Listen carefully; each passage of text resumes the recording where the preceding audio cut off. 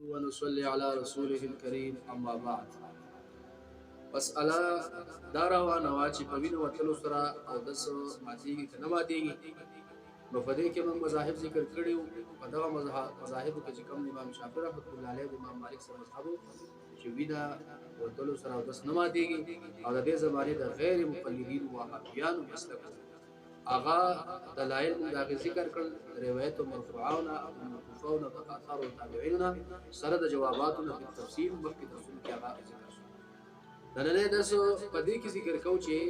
امام ابو حنیفه رحمت الله علیه او امام احمد بن حنبل رحمه الله د دې قائل دي چې په وینو وتلو سره چې وینه کې سیلان راشي وبهیږي،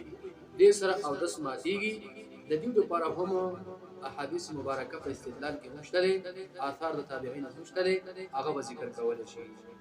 اول استدلال چې دا مبارکان کوي چې مثال په تور باندې وینه وتلو سره اودس ماتېږي. دغه حدیث پاک امام بخاری رحمت الله تعالی علیه په خپل صحیح بخاری جلد نمبر 1 او صفحه 44 کې ذکر کړی دی چې نبی علیه الصلاۃ والسلام ورته زنانه رااله د الله رسوله زما چې کومه دی هغه حیض دی او حیض په داسې شان سره چې هغه کېږي نه هغه مسلسل جاری دی. نو دا هیڅ ماته کله راشي نو زه موږ په دې حالت کې کوم کنه کوم څه کتاب مسلسلی نبی علیه الصلاۃ والسلام مبارک هغه ته یو جواب ورکړي او دغه بخاری کې دغه مکمل حدیث پاک ذکر دی. خو موږ د علامه عین رحمت الله علیه په حواله باندې څه کوایو چې د حدیث پاک نه موږ ما استدلال نه کړی، بلکې زموږ احناف علماء کرام استدلال کوي په دې مسله چې دغه حدیث کې مسله دا ده چې په وینه وتلو سره اودس ماتېږي. دغه حدیث پاک ذکر کړی امام بخاری په جلد 1 صفحه 44 کې او علامه عین رحمه الله دغه حدیث پاک راوړی دی په جلد نمبر 3 کې او په صفحه 75 کې. بیا فرمایي چې واحتج اصحابنا الحنفیه، زموږ احناف علماء کرامو استدلال کړي په دې مسله کې چې په وینو وتلو سره اودس ماتېږي به احادیث کثیره په ډیرو احادیث سره اقواها واصحها، قوي روایت په دې ټولو کې او صحیح روایت په دې ټولو کې هغه چې ما رواه البخاري په صحیحه چې امام بخاري نقل کړی د خپل صحیح نه چې حضرت عائشہ رضی الله عنها روایت ده چې فاطمه بنت ابي حبيش نبی رسول الله تعالی او ته ویل چې د زنانه مې زما حیض ده پاکيګه منه نو زه موږ پرې دا نو نبی رسول الله تعالی فرمایي چې لا انما ذلك عرق تاخذ الرق ولا دا وليست بالحيزه او حيز نه ده دا رق وینه ده، لہذا د رق وینه سره هغه او د سو ماتيږي چې او د په ماته ده هر منځل پر او د په کار ده اموز بنه پرې موږ پکې. بیا ته فرمایي فاذا اقبلت الحيز، هر کله چې دا حیض را مخامخ شي یعنی حیض د باندې راشي فدع الصلاه موږ پرې ده. واذا ادبرت، هر کله چې دا حیض شاک یعنی ختم شي فغسلي عنك الدم، ځان غوینه وینځه. او بیا چې کومه ده قال هشام قال ابي ثم توضئي لكل صلاتنا، بیا او دس کو د هر منځ لپاره حتى يجي ذلك الوقت تر چې پاکي وخت راشي. د دې نه استدلال په دې تور شو چې درک وینا هغه چې وګورئ د بدن د هر حصے نه هغه کله سبیلین نه او کله غیر سبیلین نو رک په بدن کې عام دی. دغه درک وینا چې د بدن د هر ځای نه وته په دې سره او د سمات ته نبی رسول الله فرمایل چې ته بیا څه کوه ثم تودئي لكل صلاتنا، بیا د هر منځ لپاره او د څه چې دغه وینا دا چې قوت له بدن نه په دې سره او د سمات چې او د سمات شو اوس په سره او د سو نو تازه کولای شي. په دې روایت باندې خلک دا جرح کوي چې په دې کې دا ټکي چې راغلي شي ثم تودئي لكل صلاتين، و دا قول چې کوم دی دا د نبی صلی الله علیه وسلم نه دا د هشام بن عروه دی، دا هشام بن عروه قول دی. نو علامه عینی رحمت الله علیه جواب کوي چې دا خبره زموږ خطا ده چې دا د کلام د عروه نه دی او د کلام د نبی رسول الله نه دی چې ثم تودئي لكل صلاتين، ودا خبره خطا ده. ولي لان الترمذي لم يجعله من كلام عروه وصححه، ځکه امام ترمذي رحمت الله علیه دا قول د عروه نه ګرځولې تودئي لكل صلاتين، یعنی دا قول د عروه دا د عروه قول نه ګرځولې دا د نبی رسول الله قول ګرځولې وصححه هو دي حدیث صحیح. او علامه معرف السنن ولا بنوي دغه رنګ الله القاری رحمه الله او دغه رنګ چې کوم نصورای علامه زهیر رحمه الله دغه رنګ قدیر ولا د ټول په دې خبره باندې بیا ډیر تفصیل کړی چې دا کلام د عروه نه دی، دا د نبی صلی الله علیه وسلم کلام دی چې ثم تودئي لكل صلاه، بیا د هر او منظر پر او داس کوا کدا جرح سو په دی باندې کوي سند کې جرح نشته ذکر روایت بخاری دی او کله معنا کې سو داخله درو باسي دا کلام علونه نه دا خبره باطله ده دا خبره امام علی رحمه الله تمرد کړه او امام ترمذی تمرد کړه فتح القدیر ولا تمرد کړه او دا ټول احناف علما شمه ذکر کړل دی وته دا خبره چې کومه ده هغه رد کړه دا استدلال د حدیث پاک نه فاطمه بنت ابي حبيش روایت نه دا علامه علی رحمه الله په عمدة القاری کې کړی دا استدلال زموږ د خبره صحیح ده چې دا رجل د کوم ځای نه وته بل سره او سیلان وو سیلان ته کېو بدل پکې وو بل سره او دسو هغه ماتي دا یو روایت شو دویم روایت امام ابن ماجه په سنن ابن ماجه کې ذکر کړي دا غي جلد نمبر 1 ته او صفحه چې کومه ده 85 ده جلد نمبر 1 او صفحه 85 هغه صحیح روایت دی خدای د تصحیح لپاره زه په دې ورستو قول ذکر کوم اول ته دغه د ابن ماجه کتاب حدیث وایم امام ابن ماجه رحمه الله دا ذکر کړي په جلد نمبر 1 او صفحه 85 دا حضرت عائشه صدیقه رضی الله عنها حدیث دی دا فرمایي چې قال رسول الله صلی الله علیه وسلم ورکو فرمایل من اصابه قيء او عواف او قلس او مدي فلينصرف فليتوضا ثم لا يبني على صلاته وبذلك لا يتكلم ور فرمایي چې دا چې مانځه کې الټی راشي یې پوزرا ماته شي یا چې کوم ده قلس ورته راشي او ته مزیر راشي فلينصرف دې مانځه راوګرځي او دستي وکي او بیا که خبرې نه وکړي نو بیا دوباره د قضا نه شروع شي ګوره او داس په مات شو او تو سره هم فرعاب چې د پوزي نه ویډیو راتلل رعاب او رعاب دوه ویل کیږي او افصح لغت په دې کې پتو قدیر ولا وای چې په پټي راسه دی رعاب نو رعاب د پوزي ویلي ته وایي قدیر او بدلو سره هغه چې کوم دی او دسماتیږي ځکه دا د رب وینه ده د رب وینه که په سبیلینو باندې او که په غیر سبیلینو باندې د بدن هر هیڅ نه چوي په دې سره د دسماتیږي یو روایت په دې باندې بخاری شریف نو ویاله دویم روایت نو چې کوم د په دې باندې د ماجه نه ویاله اوس که څوک په دې باندې جرح وکي چې را اولډو راتلو سره او یا چې کوم د پر هغه راتلو سره یا په مزیر راتلو سره چې کوم دی نو دې سند په کمزوري سندي جرح او تمام وکړو علامه زلی دای چې کوم تصحیح کړي او کڅوک دا وایي چې یاره د دین او د لغوي مراد دی لکه بل روایت کې راځي صحابي مبارک فرمایي چې نبی صلی الله علیه وسلم مبارک په زموږ په زمانه کې او د کولو د او د نه او د لغوي کله کله مراد او د لغوي څه وایي صرف خدای انزل او لاس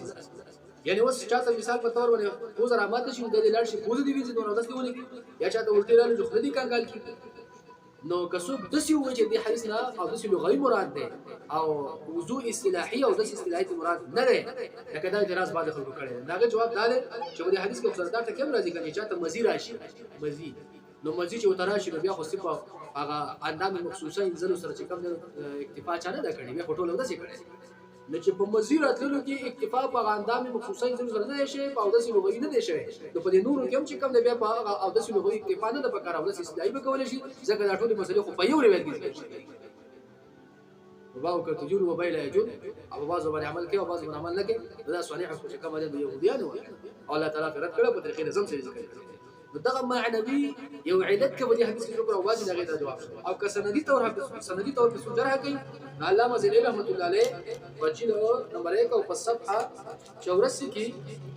دغه حدیث پاک د خلقونو نفس فرمای قلت روي من حديث عائشة رواية كريشين لحديث عائشة ومن حديث الخدري او ده حديث ده حضرت ابو سعيد الخدري هنا وده فرمایي چې فحديث عائشة صحيحنا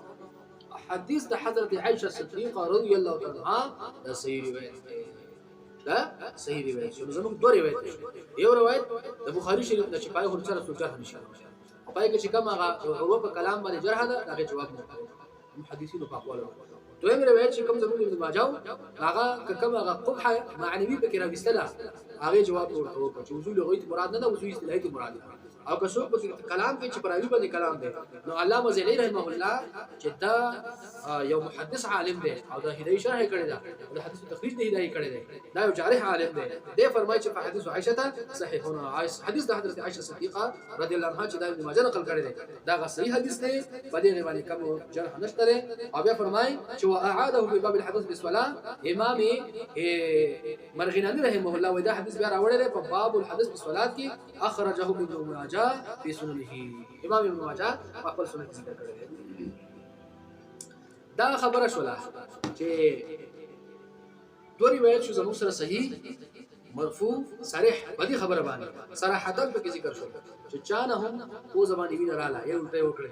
یا چې کوم مزي وکړه یا قلس راغی په سره او دسو ماتیږي صراحتن په ذکر شو مرفوع روایت ته صحیح روایت ته جرح پکې نشته بل روایت چې کوم بخاری شریف او هم صراحتن مبارک فرمایي چې کله داوی نه راشي بیا چې کوم د هر او د هر مسله پر اساس کاوه چې داوی نه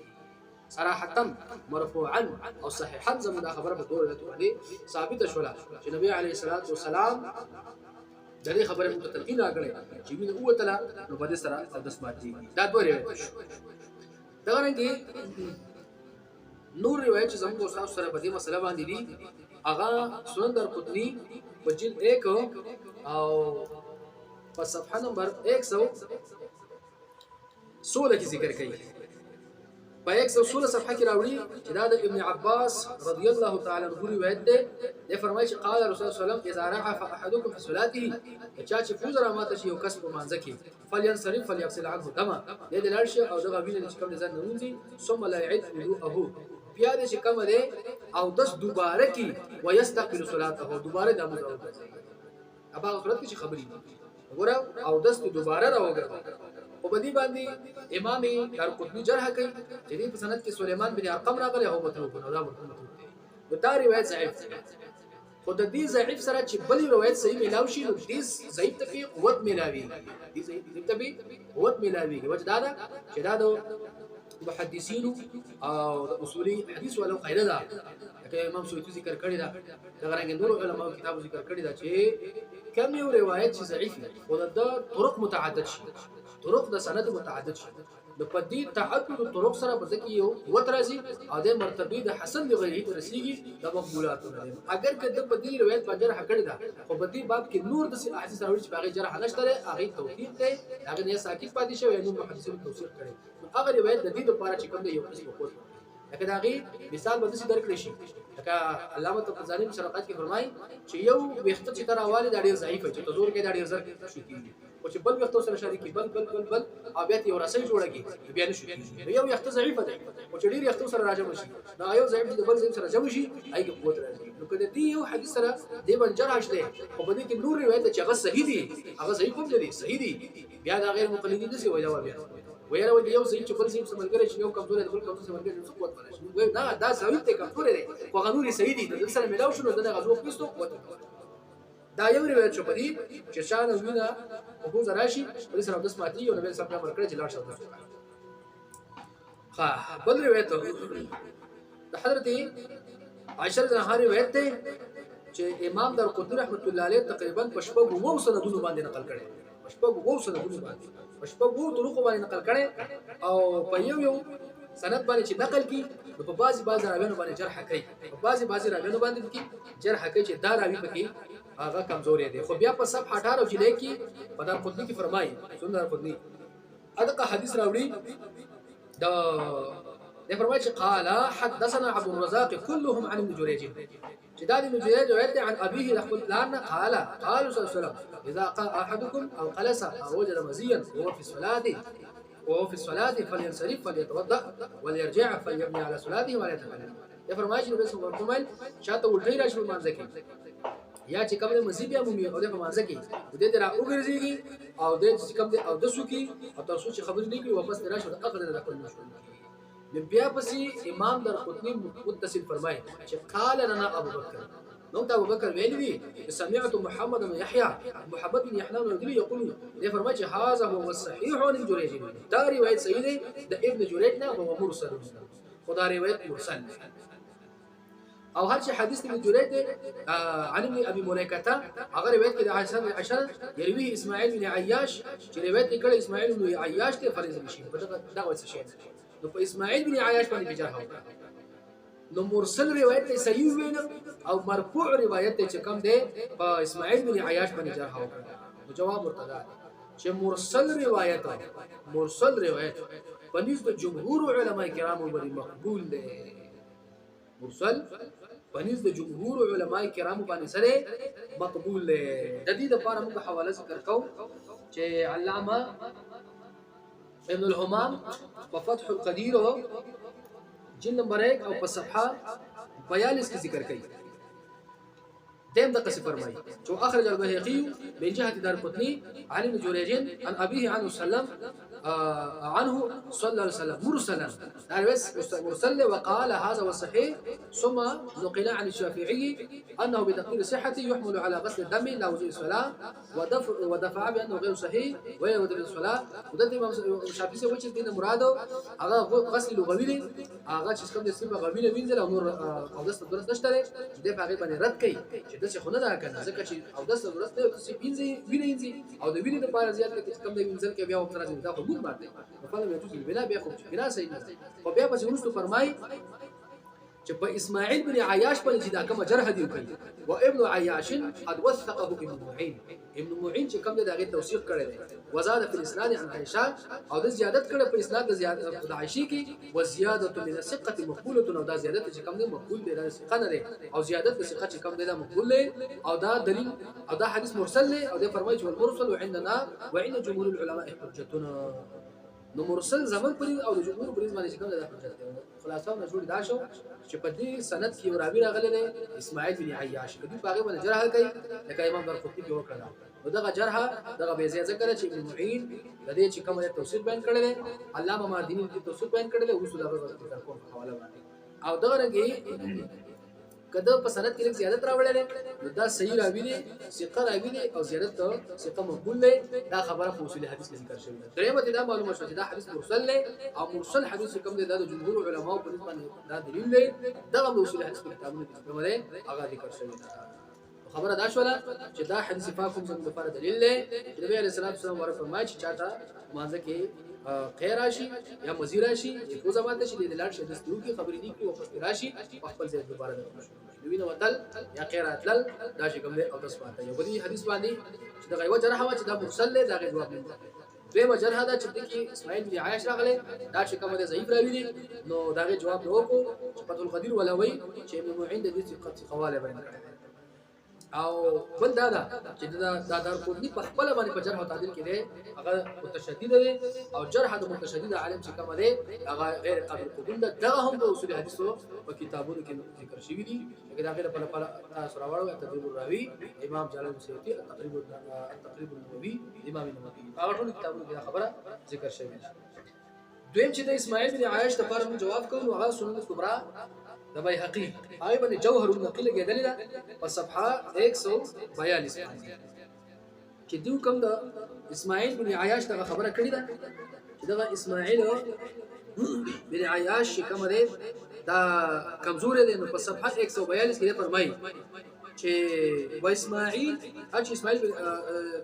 اسماعیل بن عیاش وثقه ابن معین وغيره ابن معین د توثیق بیان کړل او نور علما وقال يعقوب بن سفيان فرمایي چې ثقه دا اسماعیل بن عیاش ثقه عادل دی وقال يزيد بن هارون او يزيد بن هارون فرمایي چې ما رايت احفظ منه دنا زیاد حافظ الحديث ما نه لري وګوره دا د اسماعیل بن عیاش توفیق شو دغه علماء کرامو په دغه جرح کړی دا سنن در قطنی والا دغه جرح چې کومه د صحت نشته دغه جرح نه دا روایت هم زموږ کوم جرح کې اسماعیل بن عیاش باندې هغه جرح جواب او کدا جرح کې چې دا مرسل نه دا خو به چې دا مرسل خو صحیح دی کنه دا سره سنن در قطنی والا چې سره تشدد پکې تشدد سره بدلې چې مرسل روایت صحیح دی مرفوع صحیح دی دا مرسل جواب نو توکو چې لا اقلا مرسل روایت دا فنیس د جماهیر علماء باندې هغه حجت دا غره نور علماء کرام هم دا خبره خپل کتب کې نقل کړي دا چې مرسل روایت دا قابل د حجت ده لکه دا خبره علامه زلعی هم نقل کړي دا او دا غره کې معارف السنن جلد نمبر 1 اور صفحہ 306 صفحہ 306 په 306 کې فرمای چې دا حدیث د ابن جریج عن ابي مليكه عن مرسلا قال الراقم فاذا حجه على الجمهور دا حدیث کوم دی حجت کوم مرسل شي هم زموږ لپاره په دلیل دی د جمهور علماء لپاره په اسماعیل بن عایش باندې جرح شي دا غي لپاره هم چې کوم دی چې جواب وشولو هغه منتقمو zarar نه راکړي دا درې روایت شو او سنن درقطني نور هم ډېر ګڼ روایت ذکر کړي دي چې پاغې نه بعضو نه ساکت پاتې شي جرح په نه کړي او بعضو جرح کړي لکه بل روایت ډېر اخلي دغه صفحه باندې 118 جلد النبي صلى الله عليه وسلم قال من وجد رعافا او قيئا او بديا او قلسا فليتوضا ثم لا يتم على ما مضى مرتيا وهو مع ذلك يتقي ان يتكلم چا چې کوم مازه کې رعاف راغی وزه ماته شو یو رااله یې مزیر رااله دې د سوګي دادل شي او بس راشه په ورونه شروع دي چې خبرې دي دا بل روایت دغه رنګ بل روایت راوړي د حضرت علي رضی الله تعالی عنہ یې فرمایي چې قال اذا وجد احدكم في بطنه رسعا او قيئا او رعافا چا چې کوم ده تاسو کې قیب یا مونږ ته مطلب الټی را لې یو د چې کوم ده خوځه ماته شو فل ينصرف فل يتوزع لا لري شو دستوي کې به راشي خبرې نه وکړي هغه نه دا بل روایت حضرت علي رضی الله عنه راغلی چا فرمای حضرت علي رضی الله عنه چې چاته رعاف راغی یا قیب راغی فل يضع ثوبه على انفه دې چې کوم ده په خپل خوځ ور کپړه پرې کېدی ولي اخذ بيده رجل من القوم او لاس کې په سوري باندې او د لاش چې هغه مخکې کې مازه د لاش هغه د فزه باندې کوم او د بل روایت بیا راوړل د عمر بن عبد العزيز قال فرمایي چې تمیم الداري رضی الله عنه فرمایي چې قال رسول الله صلی الله علیه وسلم الوضوء من كل دم سائل او داس په کول شي د هرې ویلي بيدل کې دا زموږ سره بل روایت دی چې دا مرفوع روایت دی سندر قطنی 119 صفحه کې ذکر شوی تمیم الداري رضی الله عنه دی فرمایي چې نبی اسلام ورکو فرمایل چې الوضوء من كل دم سائل او داس په کول شي د هرې بيدل کې ویلي نو په دې سند باندې بیا سندر قطنی جرح بیا فرمایي چې عمر بن عبد العزيز سمانه ثابته د تمیم الداري رضی الله عنه یو جرح بدا دوی مجرح دا کې چې په سند کې یو یزید بن خالد دی یو یزید بن محمد دی او دا دواړه راویان چې کوم دا مشهور دی وایي نو لہذا دا سند زمونږ ضعیف کړي صحیح ده د دې لپاره موږ جواب کوو چې آیا په دې روایت کې دا کوم جرح چې امام دارقطني وکړه ده نو دای په موږ باندې حجت دی کنه دی د دې جواب علامه ظفر احمد عثماني في اعلاء السنن جلد نمبر 1 او صفحه 101 کچا صفحه دغه برابر نه دغه عبارت کراوړي چې آیا په مینه باندې د سماعتي کلماتي کې دغه باب ته لګولې اعلاء السنن دغه دلاندې دا مسله ذکر کړي د فرمایي چې قال في السعايه وسعايه کې ویلي چې يزيد بن خالد ويزيد بن محمد قد اختلف فيهما په دې دوه کې اختلاف شي سمانه بعض محدثین دې توثیق کوي بعض محدثین چې کم دي په دې باندې جرح نو موږ متوایو چې تاسو په غرابیانو کې چې محمد بن اسحاق دی بعض علماء په جرح کوله بعض به توثیق کوله هغه روایت تاسو قبول نه دا قبول کوي دا دوه راویان هم تغسل چې څوک جرح کوي څوک توثیق بیانوي یعنی مختلف فيه راویان او حدیث ته مختلف فيه راوی چې کم دی مقبول دی دا قبول کوي کنه چې هغه قبول کړي نو دا بیا قبول کوي استاد باغ یو چې کوم محمد بن اسحاق نو کنه پای کې بیا یو بل راوي چې هغه باندې هم رد عقیل بن جابر هغه صحیح او بیا به چې کوم ده پنځه عل النور پکې موږ ذکر کړی چلو چې هغه باندې راځه هغه استدلال صحیح نو دلته کې یزید بن خالد او یزید بن محمد پدې کې فرمایي چې قد مختلف بهما وقد اوثقوه بعض چې کوم دي چې قواله بیان کړي کما په الکاشف للذهبي لکه امام ذهبي په الکاشف کتاب ذکر کړي خدای فرمایي کدا و بیان اوس موږ تداسي وایي چې یاره محمد بن اسحاق هم مختلف به راوي دی هغه روایت هم قبول شي یزید بن محمد یزید بن خالد او یا یزید بن محمد دا دواړه هم چې کوم مختلف دي تاسو قبول کړی دي موږ ورته فرمایي چې دا یوازې موږ دغه خبر نه قبول کړی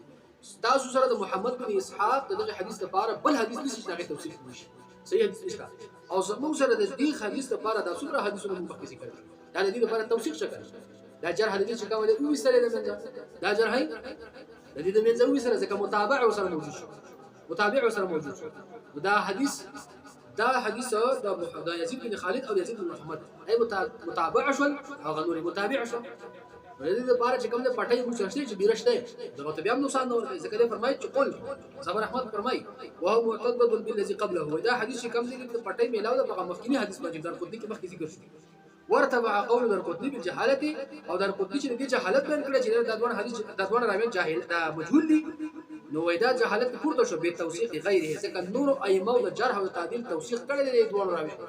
او توثیق چې چا وشي دا غینه جهالت چې کم ده پورته شو نو دا جهالت نقصان نور کوي کم چې علامه در قطنی